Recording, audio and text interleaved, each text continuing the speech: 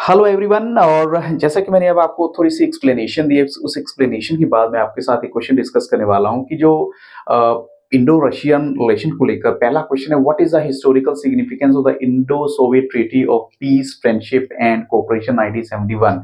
इसका क्या बेनिफिट है, क्या एडवांटेज है? तो देखिए, जो it marked a turning point in India Russia relation, solidifying their strategic partnership. Solidifying का मतलब होता है इनके आपस में रिलेशंस को बहुत स्ट्रेंथ मिली। और कोल्ड वॉर टाइम पीरियड में दोनों ने, ये कहेंगे कि इंडिया के लिए तो सपोर्ट थी ही, रशिया का तो हम क्या कहें, बट इंडिया के लिए बहुत बड़ी सपोर्ट थी ये। How did the collapse of Soviet union affect India Russia relation? जब सोवियत यूनियन का कोलैप्स हुआ 1991 में, आपको पता होगा, आपके द चैप्टर है द एंड ऑफ बाइपोलैरिटी, उसमें 1991 में सोवियत यूनियन बिल्कुल कोलैप्स हो जाता है। उस टाइम की बात बताना है तो क्या वो, वाइल इनिशियली डिसरप्टिव, कुछ थोड़ा सा है disturbance, but both country adopted and maintained strong ties based on shared interest. क्योंकि दोनों को देखो पता था कि दोनों एक दूसरे के लिए वफादार हैं, साथी हैं एक दूसरे के, तो एक दूसरे के साथ ही रहे।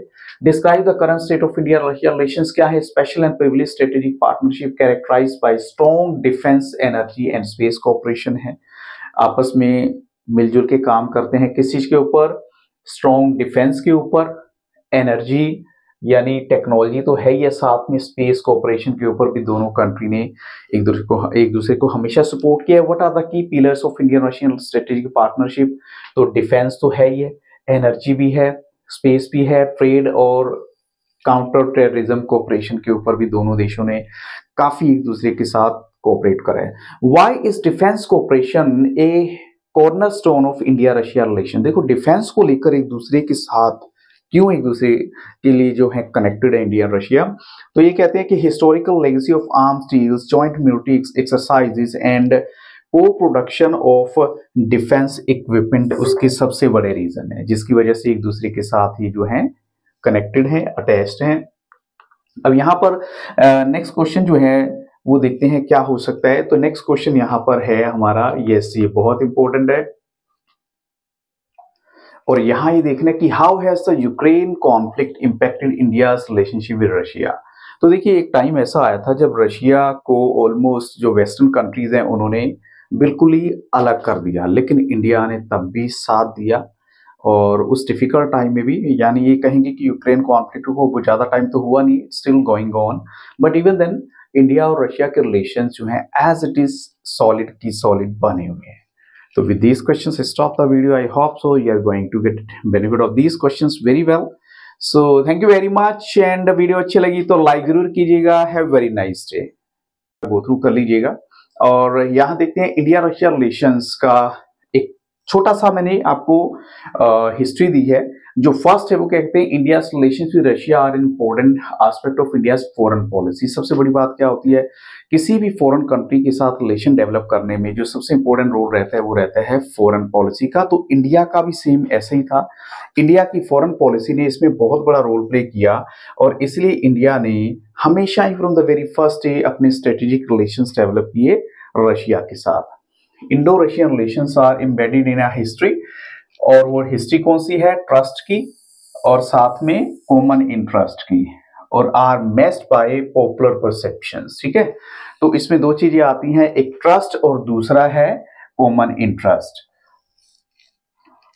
जो इंडियन हीरोज है फ्रॉम राज कपूर, यानी राज कपूर से लेकर अमिताभ बच्चन तक, they are household names in Russia and many post Soviet countries. So one can hear Hindi film songs. तो ये इससे पता लगता है कि देखो हिंदी सॉन्ग तक भी वहां कितने पॉपुलर हैं या उनको कितना इंपॉर्टेंस दी जाती है।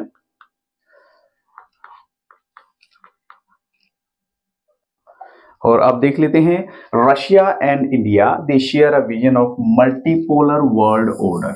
मल्टीपोलर वर्ल्ड ऑर्डर है, और what they mean by multipolar world order वो क्या है?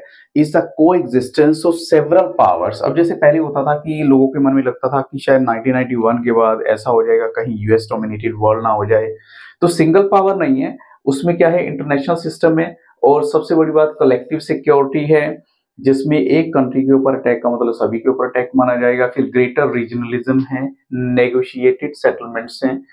अगर कोई इंटरनेशनल डिस्प्यूट्स हैं तो उसकी सेटलमेंट भी कैसे होगी? नेगोशिएशन से होगी, बातचीत से होगी।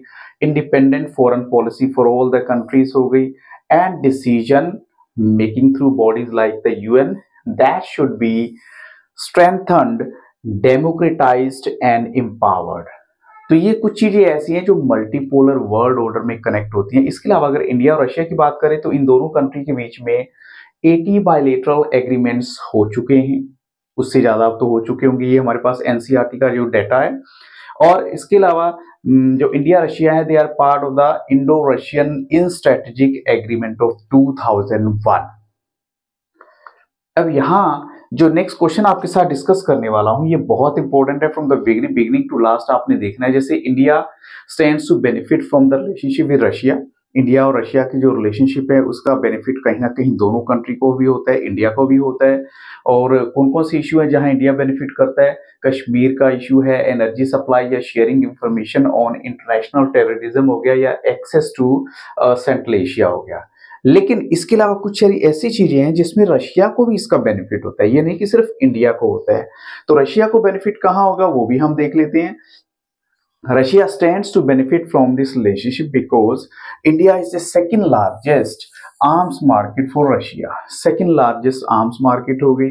The Indian military gets most its जो most of इसके हार्डवेयर हैं वो रशिया से मिलते हैं। और since India is an oil importing country, तो रशिया से हम लोग ऑयल भी इंपोर्ट करते हैं, जिसकी वजह से दोनों देशों के रिलेशंस काफी स्ट्रॉन्ग हैं। अब यहाँ पर देखिए, India is seeking to increase its energy import from Russia and the Republic of Kazakhstan and Turkmenistan. अब आपको ये क्वेश्चन भी पूछा जा सकता है, तो ये थोड़ा सा आपको आंसर माइंड में रखना है। और cooperation with these republics includes किस चीज में है?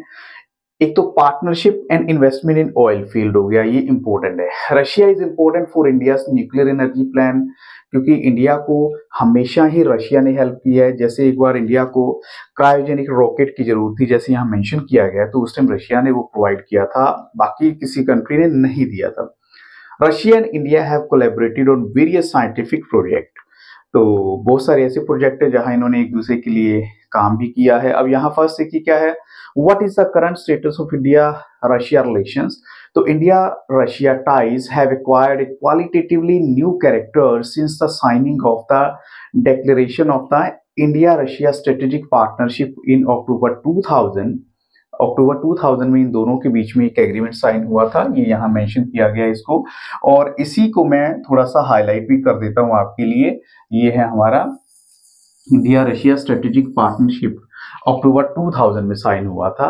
And the bilateral relationship include political, अब देखिए पॉलिटिकल लेवल पे सिक्योरिटी एक दूसरे की, डिफेंस हो गया, ट्रेड हो गया और इकोनॉमी हो गया। जब भी किसी दूसरी कंट्री की बात करते हैं तो उसमें 5 to 6 चीजें ऐड होंगी। एक पॉलिटिकल है, सिक्योरिटी है, डिफेंस है, ट्रेड एंड इकोनॉमी होगी। इसके अलावा साइंस एंड टेक्नोलॉजी और culture. And Russia has been a time-tested partner of India, and the relationship is a key pillar of India's foreign policy। और अब इसके बाद देखिए, अब छोड़िएगा मत, क्योंकि मैं आपको क्वेश्चंस भी दूंगा, लेकिन थोड़ी सी हिस्ट्री बताना जरूरी है। जैसे क्वेश्चन में क्या है, which area of cooperation is the strongest, इन दोनों के बीच में कौन सा एरिया स्ट्रॉन्गेस्ट है, तो वो हम लेंगे यस। आप बताइए, तो वो है डिफेंस का। दोनों कंट्री के बीच में डिफेंस का एरिया बहुत स्ट्रॉन्ग है। ऐसी जो when was the first Russian summit held, पहली रशियन समिट जो कब हेल्ड हुई थी उसके बारे में थोड़ी सी मैंने डिटेल मेंशन यहाँ कर रखी है। और लेकिन यहाँ पर थोड़ा सा देखिए, ये भी बता रखा है कि prime minister Narendra Modi and president Vladimir Putin held there first informal summit, कब हुई थी? City of Sochi in the Russian federation on May 21, 2018 है। तो इसके अलावा चलते हैं कुछ और इंपॉर्टेंट क्वेश्चंस के लिए। तो ये क्वेश्चंस हैं, क्वेश्चन नंबर 3, ये कहते हैं क्वेश्चन 4 है, what is the name of the strategic partnership between India and Russia. ये पहले ऑलरेडी आंसर उसमें जो मैंने आपको दी है इंट्रोडक्टरी पार्ट, उसमें आ चुका है। Russia and India both consider the mutual affinity to be a special and privileged strategic partnership. Their government support the creation of multipolar world order in which both nations are pole. वो कहते हैं देखिए multipolar world order, क्योंकि ना आपको ये पता होना चाहिए कि दुनिया में 3 तरीके की जैसे पावर की बात होती है, यूनिपोलर, बाइपोलर और थर्ड है मल्टीपोलर। तो इंडिया और रशिया तो यही चाहते हैं कि मल्टीपोलर वर्ल्ड ऑर्डर होना चाहिए और इसी को ही फॉलो करना चाहिए, क्योंकि एक पावर के हाथ में, यानी एक सुपर पावर अगर बन जाएगी तो उसके बाद पूरी दुनिया का तो बड़ा मुश्किल है सर्वाइव करना, तो ये नहीं चाहते थे दोनों देश ऐसा। ऐसी question five, which country has been India's largest supplier defence equipment, तो आई थिंक सो मुझे इसका नाम आपको बताने की जरूरत नहीं, वो है रशिया, क्योंकि हम बात कर रहे हैं रशिया के बारे में, तो रशिया ही है। Question six, what is the significance of international north south transport corridor for India Russia relations, तो जो इंटरनेशनल यानी इसकी जो है ना शॉर्ट फॉर्म भी देख लीजिए, INSTC means international north south transport corridor. INSTC is the ship rail and road route, ये शिप जो रेल और रोड रूट है for moving freight between India Russia Iran Europe and Central Asia. तो ये कुछ कंट्रीज हैं जिनके लिए ये बेसिकली देखे जाए तो तैयार किया गया या उसका पाइपलाइन में है। And the primary goal of INSTC is to enhance the connectivity and promote trade and economic cooperation among these regions। तो यहाँ कुछ एक चीजें इनके बारे में हम जानेंगे, जैसे the development of the international, इसका क्या एडवांटेज होगा कि ये कंट्री एक दूसरे के साथ ट्रेड बहुत अच्छे लेवल पे और बहुत हाई लेवल पे कर सकती हैं। और इसके अलावा अब चलते हैं हम नेक्स्ट क्वेश्चन की तरफ। How has the Ukraine conflict impacted, अब देखिए कुछ ना कुछ तो इनके रिलेशन में इफेक्ट आया, लेकिन इससे ज्यादा फर्क नहीं पड़ा, लेकिन कहीं ना कहीं हम कह सकते हैं it might seem as though ties between India Russia have strengthened while much of the West isolated Russia. India Russia energy trade spiked and India made efforts to accommodate Russian on the world stage. तो ये कुछ एक questions है, इन्हीं questions के साथ इस video को यहीं स्टॉप करूंगा। बट इसका सेकंड पार्ट, इसका एक सेकंड पार्ट है जो मैं अपने सेकंड चैनल पर अपलोड करने वाला हूं, उसमें कुछ डिफरेंट क्वेश्चन होंगे, तो वो आपको हेल्पफुल करेंगे रहेंगे 100%।